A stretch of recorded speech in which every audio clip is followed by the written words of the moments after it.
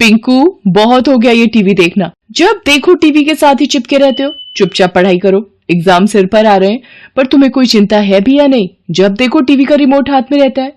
लाओ इधर दो रिमोट। क्या है मम्मा, अभी बस 5 मिनट्स में बंद कर दूंगा ना। ये एंड चल रहा है शो का। क्या बात है पिंकू, मम्मी की बात क्यों नहीं सुन रहे? जाओ जाकर पढ़ाई करो।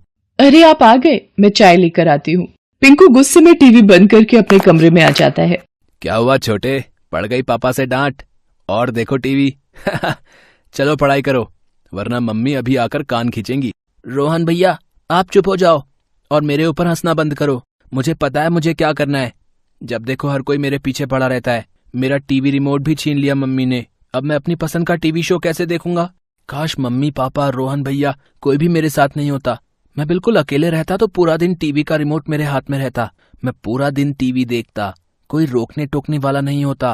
काश मम्मी पापा रोहन भैया अगर मेरे साथ ना हो, फिर तो कोई भी मुझे पढ़ने के लिए भी नहीं कहेगा। मुझे कोई ऐसा जादुई टीवी रिमोट मिल जाए कि ये सब मेरे से दूर हो जाए। बस मैं तो यही चाहता हूँ। अरे ये मैं कहाँ आ गया? ये कौन सी जगह है? ये मैं कहाँ आ गया? आओ पिंकू, तुम यही चाहते थे ना कि तुम सारा दिन टीवी देखो और कोई भी तुम्हें तंग ना करे। अब तुम मेरी सहायता से इस बड़ी स्क्रीन पर जितना मर्जी टीवी देखो, अपना पसंदीदा कोई भी शो। यहाँ पर तुम्हारे मम्मी पापा भाई कोई भी तुम्हारे साथ नहीं है जो तुम्हें पढ़ने के लिए कहेगा। वाह, क्या सचमुच? अब मैं यहाँ पर आराम से रह सकता हूँ और जितना मर्जी टीवी देख सकता हूँ। हाँ पिंकू, ये जादुई टीवी रिमोट की जादुई दुनिया है। यहाँ पर हर कोई रिमोट से चलता है और यहाँ के प्राणी भी रिमोट हैं। अब तुम ये जादुई रिमोट लो और इसकी सहायता से तुम यहाँ पर टीवी देखने के साथ साथ खाना पीना, शॉपिंग करना, कुछ भी कर सकते हो। क्या तुम इस दुनिया में अकेले बिना किसी की रोक टोक के मजे करना चाहते हो? हाँ बिल्कुल, मैं अब यहीं रहूंगा। मुझे नहीं जाना मम्मी पापा के पास। तो ठीक है, आज से तुम यहीं रहोगे। पिंकू को जादुई रिमोट देकर जादुई टीवी रिमोट चला जाता है। पिंकू रिमोट से बार बार चैनल बदलता और कुछ देर मस्ती में टीवी देखता। कुछ देर बाद पिंकू को भूख लगती है। बहुत तेज भूख लग रही है, कुछ खाने का देख कर आता हूँ। क्या चाहिए तुम्हें? मुझे भूख लगी है, कुछ खाने को मिलेगा यहाँ? वो सामने पिज्जा बर्गर की दुकान है, वहां से खा सकते हो। Pizza burger? अरे वाह, यहाँ तो मेरी ऐश ही ऐश है। भैया एक पिज्जा और एक बर्गर देना। अरे यहाँ तो सब लोग रिमोट हैं, मेरी तरह तो कोई भी नहीं दिखता।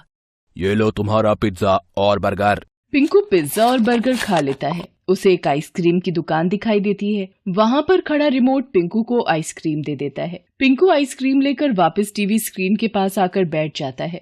अब आराम से टीवी देखूंगा और आइसक्रीम के मजे उड़ाऊंगा। कितना मजा आ रहा है यहाँ। अब तो मेरे कानों में मम्मी के चिल्लाने की आवाज भी नहीं आ रही है। पापा का गुस्से वाला चेहरा भी नहीं देखने को मिलेगा। और रोहन भैया, अब मेरे ऊपर हंसकर दिखाओ। अब यहाँ मैं हंसूंगा। चलो लड़के, बहुत देख लिया टीवी। अब महाराज रिमोट सिंह ने तुम्हें रिमोट महल में बुलाया है। हम महाराज रिमोट सिंह के सेनापति हैं। महाराज रिमोट सिंह कौन है? तुम महाराज रिमोट सिंह को नहीं जानते? उन्हीं की धरती पर खड़े हो, फिर भी पूछ रहे हो महाराज रिमोट सिंह कौन है? हमारे साथ चलो, सब पता चल जाएगा। दोनों रिमोट सेनापति पिंकू को पकड़कर रिमोट महल में ले जाते हैं। अरे ये तो वही जादुई टीवी रिमोट है। महाराज, हम पिंकू को ले आए हैं। पिंकू, कैसा लगा हमारी रिमोट की दुनिया में आकर? अरे जादुई टीवी रिमोट, तो आप ही महाराज रिमोट सिंह हैं। मुझे तो यहाँ बहुत ही मजा आ रहा है। कोई भी तंग करने वाला नहीं है। बस सारा दिन टीवी देखो और मौज करो। मुझे तो आपकी ये रिमोट की दुनिया बहुत अच्छी लगी। ठीक है, जाओ फिर, तुम आराम से टीवी देखो। महाराज, ये बच्चा तो अत्यंत ही मीठी मीठी बातें करता है। आपको ये बालक पसंद आया महारानी? जी महाराज, ये बालक बहुत ही प्यारा है। अगर हम इस बालक के साथ खेलेंगे तो कितना मजा आएगा। चिंता मत कीजिए महारानी रिमोट देवी, अब ये बालक कहीं नहीं जाएगा। इस बालक को अपने परिवार से ज्यादा टीवी से प्यार है। पिंकू महल से वापस आकर फिर टीवी देखने बैठ जाता है। उसे वहां रहते कुछ दिन हो गए थे। अब लगातार टीवी देख देख कर उसका मन भर गया था। वो रिमोट की दुनिया में भी चक्कर लगाकर थक गया था। वो जहां भी जाता उसे हर जगह टीवी के रिमोट ही दिखाई दे रहे थे। अब मैं क्या करूं? सारे कार्टून देख लिए, सब कुछ खा भी लिया। अब मेरा मन नहीं कर रहा। पर मैं ये टीवी बंद कैसे करूं? इस रिमोट में तो टीवी ऑफ करने का बटन ही नहीं है। क्या बात है, क्यों परेशान हो रहे हो? भैया मुझे ये टीवी अब और नहीं देखना। मैं टीवी देख देख कर थक चुका हूँ। क्या आप इसे बंद कर सकते हो? नहीं, यहाँ किसी भी रिमोट में टीवी ऑफ करने का बटन नहीं है। क्या यहाँ पर किसी भी रिमोट से टीवी का बटन बंद नहीं होगा? अब मैं क्या करूँ? मुझे यहाँ नहीं रहना, मुझे यहाँ से जाना है। मुझे अपनी मम्मी पापा के पास जाना है। ये बच्चा बहुत शोर मचा रहा है, इसे महाराज के पास ले चलो। छोड़ो मुझे घर जाना है। क्या बात है सैनिकों, ये पिंकू इतना शोर क्यों मचा रहा है? मुझे यहाँ नहीं रहना, मुझे अपने घर में रहना है। क्यों? तुम ही तो चाहते थे ना कि तुम्हें कोई परेशान न करे, तुम आराम से टीवी देखो, तुम्हें कोई टोकने वाला ना हो। फिर ऐसे क्यों बोल रहे हो? तुम्हें वापस घर क्यों जाना है? वहां पर तो तुम्हारे मम्मी पापा होंगे जो तुम्हें हर समय पढ़ने के लिए बोलेंगे। तुम्हारा भाई तुम्हें परेशान करेगा, तो फिर तुम यहाँ पर रहकर आराम से टीवी देखो और खाओ पियो। नहीं, टीवी देख देख कर मैं थक गया हूँ। मुझे अब और टीवी नहीं देखना। मुझे अपनी मम्मी पापा के साथ मूवी देखनी है, उनके साथ बैठकर खाना खाना है। मुझे अपने दोस्तों के साथ क्रिकेट मैच भी खेलने जाना है। मुझे अभी रोहन भैया के साथ बैठकर स्कूल का बहुत सारा होमवर्क करना है। महाराज, अगर ये बालक यहाँ से चला गया तो मैं किसके साथ खेलूंगी? मैं तो उदास हो जाऊंगी। महाराज कुछ कीजिए, मुझे इस बच्चे को यहीं अपने पास ही रखना है, अपना बेटा बनाकर। आप चिंता मत करो महारानी, अब ये बालक कहीं नहीं जाएगा। अब ये हमारा बेटा बनकर यहाँ रहेगा। सैनिकों, इसे पकड़ लो। अब वक्त आ गया है कि ये भी हमारी तरह एक जादुई टीवी रिमोट बन जाए। जो आज्ञा महाराज, अब कुछ ही वक्त लगेगा और ये बालक जादुई टीवी रिमोट बन जाएगा। आओ पिंकू, मेरे पास आओ। देखो, अपनी रिमोट मम्मी को प्यार नहीं करोगे? आओ मेरी गोदी में आओ। इस बालक के हाथ बांध दो, ये भागने ना पाए। इसे अपने जैसा बनाना है। पिंकू, अब तुम जादुई टीवी रिमोट बनने के लिए तैयार हो जाओ। मम्मी बचाओ, पापा, रोहन भैया, मुझे बचाओ। मुझे टीवी का रिमोट नहीं बनना। पिंकू, टीवी रिमोट की जगह किताबें भी देख लिया करो। पढ़ने बिठाया था या सपने देखने? क्या मैं कहाँ हूँ? मैं तो महाराज रिमोट सिंह के दरबार में था। अब ये इसका नया ड्रामा है, मम्मी पढ़ाई से बचने का। पिंकू भागकर अपने मम्मी पापा के गले लग जाता है। I love you mummy, I love you पापा। और रोहन भैया, अब से मैं आपकी बातों का कभी भी बुरा नहीं मानूंगा। Love you. लगता है सपने में कुछ ज्यादा ही खो गया हमारा बच्चा। लव यू टू पिंकू बेटा। सपना ही सही, पर पिंकू को समझ आ गया था कि हमारे बड़े हमें हमारे भले के लिए ही समझाते हैं। हमें हमेशा सभी काम अपने समय पर ही करने चाहिए। खेल के साथ पढ़ाई और पढ़ाई के साथ खेल दोनों ही जरूरी है। ये बात पिंकू समझ गया था।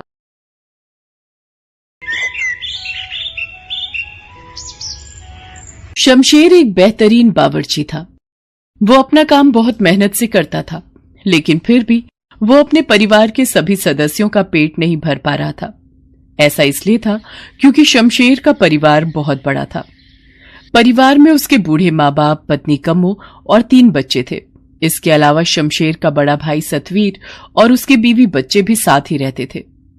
घर में कमाने वाला अकेला शमशेर ही था, क्योंकि शमशेर के पिता अपनी बीमारी के चलते बिस्तर पर थे और बड़ा भाई सतवीर 1 नंबर का निकम्मा था। भैया उठो, चलो मेरे साथ।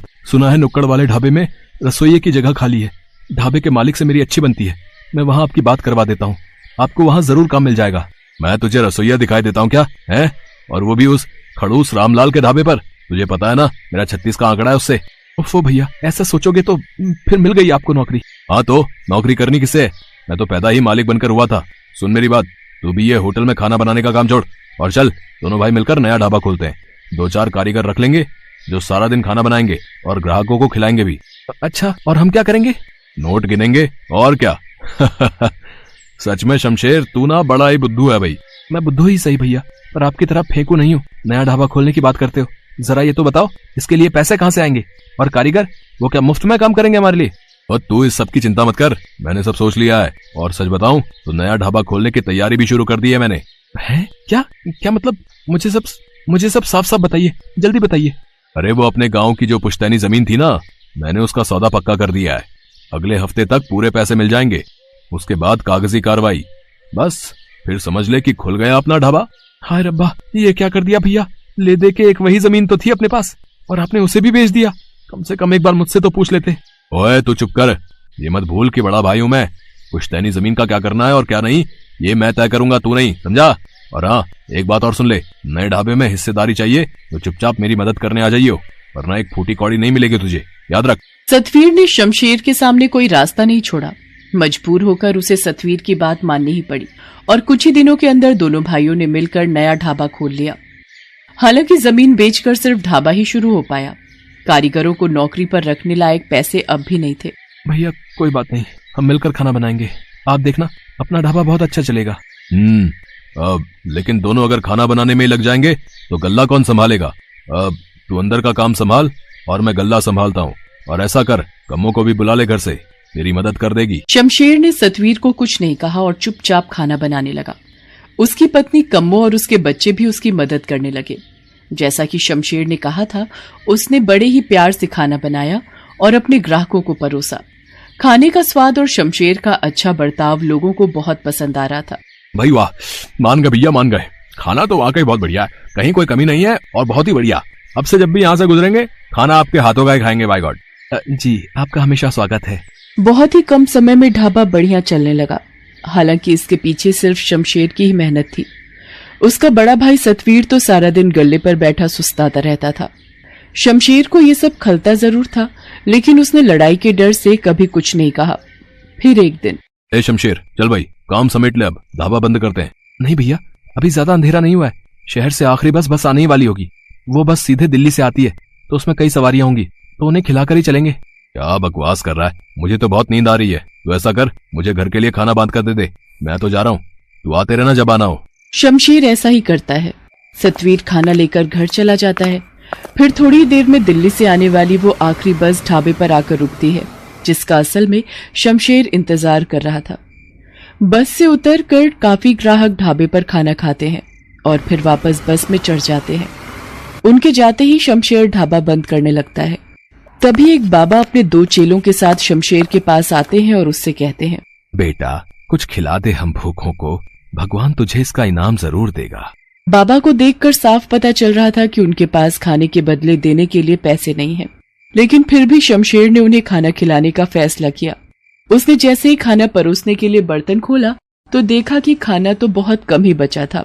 अरे ये तो बस कम्मो और बच्चों के लायक ही है, लेकिन बाबा इन्हें भी तो भूखा नहीं छोड़ सकता। काफी सोचने और समझने के बाद आखिरकार शमशेर तय कर लेता है कि वो बूढ़े बाबा और उनके दोनों चेलों का पेट भरेगा, अपने परिवार का नहीं। वो खाना परोसकर उन बूढ़े बाबा को दे देता है। तभी कम्मो वहां आ जाती है और खाने के बर्तन को पूरा खाली देखकर शमशेर से कहती है, ये क्या किया आपने? थोड़ा सा भी खाना नहीं बचाया। आप और मैं तो रह लेंगे बिना खाए, पर बच्चे वो कैसे रहेंगे भूखे? अब कोई बात नहीं कम्मो, भैया ढाबे से खाना लेकर गए थे, कुछ तो बचा होगा, घर जाकर वही खिला देना बच्चों को। कैसी बातें करते हो जी, घर पर इतने लोग हैं खाने वाले, तो क्या आपको लगता है खाना बचा होगा? अब क्या करेंगे जी, बच्चे शाम से भूखे हैं, उन्हें क्या कहूँ मैं? कम्मो की बात सुनकर शमशेर को एहसास हुआ कि उससे वाकई गलती हो गई। उसे सारा खाना इस तरह खत्म नहीं करना चाहिए था, पर अब वो कुछ नहीं कर सकता था। फिर से कुछ पकाने के लिए राशन नहीं था और रात भी हो चुकी थी, इसलिए बाजार से राशन लाना भी मुमकिन नहीं था। अपने बच्चों के भूखे चेहरों के बारे में सोचकर शमशेर की आंखों में आंसू आ गए। पास ही बैठे बूढ़े बाबा शमशेर का दिया हुआ खाना खाते हुए सब कुछ सुन और देख रहे थे। खाना खत्म करने के बाद वो शमशेर के पास गए और उससे बोले, जुग जुग जियो बेटा, उदास मत हो, तुम्हें अपनी नेकी का इनाम जरूर मिलेगा। इतना कहकर बाबा ने शमशेर के खाना पकाने वाले बर्तन पर अपना हाथ रखा और कुछ मंत्र पढ़ने लगे। फिर उन्होंने शमशेर से उस बर्तन पर हाथ रखने को कहा। शमशेर को कुछ समझ नहीं आ रहा था, लेकिन फिर भी उसने बर्तन पर हाथ रख दिया। इसके बाद, जब तुमने इतनों का पेट भरा है तो तुम्हारे बच्चे भूखे कैसे रह सकते हैं? इस बर्तन को खोलो। बाबा के कहने पर शमशेर ने जैसे ही बर्तन के ऊपर का ढक्कन हटाया तो उसे अपनी आंखों पर विश्वास नहीं हुआ। बर्तन खाने से पूरी तरह भरा हुआ था। बाबा ये कैसा चमत्कार है? नहीं, ये चमत्कार नहीं बल्कि आशीर्वाद है तुम्हारे लिए। अब से ये बर्तन हमेशा तुम्हारा कहा मानेगा। तुम इस पर हाथ रखोगे तो ये खुद ब खुद खाने से भर जाएगा, और जब तक तुम इसके ऊपर फिर से हाथ रखकर इसे रुकने को नहीं कहोगे, इसके अंदर का खाना कभी खत्म नहीं होगा। बहुत बहुत शुक्रिया बाबा, आप नहीं जानते आपने कितनी बड़ी मदद की है मेरी। मदद तो तुम करते आए हो। मैंने देखा तुमने उस बस से उतरे मेरे जैसे कई लोगों को मुफ्त में खाना खिलाया, जिनके पास तुम्हें देने के लिए पैसे नहीं थे, बावजूद इसके कि खुद तुम्हारा परिवार भूखा था। बस इसी तरह हमेशा जरूरतमंदों की मदद करते रहना बेटा, और ये जादुई बर्तन हमेशा तुम्हारा साथ देता रहेगा। पर हां, याद रहे, अगर कभी मन को लालच घेरे या फिर किसी को धोखा दिया तो ये बर्तन कभी तुम्हारा साथ नहीं देगा। जी बाबा जी, मैं समझ गया कि मुझे अब क्या करना है। शमशेर को आशीर्वाद देकर वो बाबा अपने चेलों के साथ वहां से चले गए। वास्तव में उस जादुई बर्तन ने शमशेर की जिंदगी बदल दी। अब उसे सारा दिन भट्टी के सामने खाना पकाने की जरूरत नहीं थी। उसके हाथ रखते ही वो बर्तन लजीज खाने से भर जाता था, और जब तक शमशेर उसके ऊपर वापस से हाथ रखकर रुकने को ना कहे, खाना खत्म ही नहीं होता था। शमशेर हर रोज सबसे पहले अपने सभी ग्राहकों को भरपेट खाना खिलाता और फिर हर रोज शाम के वक्त कई गरीबों को मुफ्त में खाना खिलाता था। लेकिन ऐसा तब तक ही चल सका जब तक उस जादुई बर्तन के बारे में सतवीर को पता नहीं चला। अच्छा, तो ये बात है। इसे क्या लगा? ये नहीं बताएगा तो मुझे कुछ पता नहीं चलेगा। ये जादुई बर्तन इसके पास नहीं होना चाहिए। इस बेवकूफ को क्या पता इसका सही इस्तेमाल कैसे करना है। सतवीर ने बड़ी चालाकी से शमशेर को किसी काम के बहाने घर भेज दिया। शमशेर ने जाने से पहले बर्तन के ऊपर हाथ रखकर उसे रुकने का इशारा कर दिया था। फिर उसके वहां से जाते ही सतवीर ने सबसे पहले तो इस जादुई बर्तन को पूरी तरह खाली किया और फिर उसमें एक सोने का सिक्का डाल दिया। फिर उस बर्तन को बंद करके उसके ऊपर हाथ रख दिया। सतवीर को उम्मीद थी कि वो बर्तन खाने की तरह ही सोने के सिक्कों से भी भर जाएगा, लेकिन ये सिर्फ उसकी सोच थी। ये क्या? इसमें तो मेरा सिक्का भी नहीं है। ये तो धोखा है। शमशेर ने गुस्से में उस बर्तन को जमीन पर दे मारा, जिसके बाद उस बर्तन के टुकड़े टुकड़े हो गए। तब तक वहां शमशेर भी आ पहुंचा। बर्तन को टूटा हुआ देखकर वो सब कुछ समझ गया। शमशेर को गुस्सा तो बहुत आ रहा था, लेकिन फिर भी उसने सब्र से काम लिया। उसने सतवीर से कुछ नहीं कहा, बल्कि उसी वक्त उसने सतवीर से अलग होने का फैसला कर लिया। सतवीर ने उसे रोकने की बहुत कोशिश की, लेकिन इस बार शमशेर जिद पर अड़ गया। वो अपने बीवी बच्चों और माता पिता को लेकर सतवीर से अलग रहने लगा, और तब जाकर सतवीर को एहसास हुआ शमशेर की अहमियत का भी और मेहनती होने की जरूरत का भी।